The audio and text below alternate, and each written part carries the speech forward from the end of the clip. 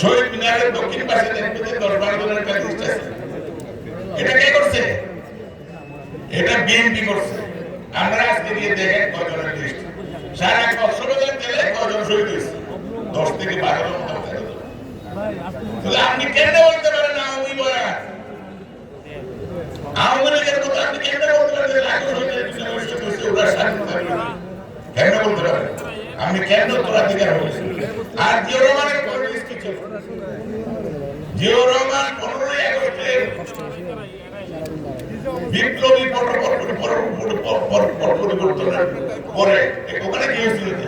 ভারতীয় আধিপত্যবাদ, জুলুমবাদী এবং একদলীয় শাসনের বিরুদ্ধে যে মানুষের মনোরায় মনোবিক্ষোভ আমার চোখের সামনে আমি দেখেছি। যে লক্ষ লক্ষ রাস্তায় ছিল, সেখানে এর থেকে উত্থান হয়েছে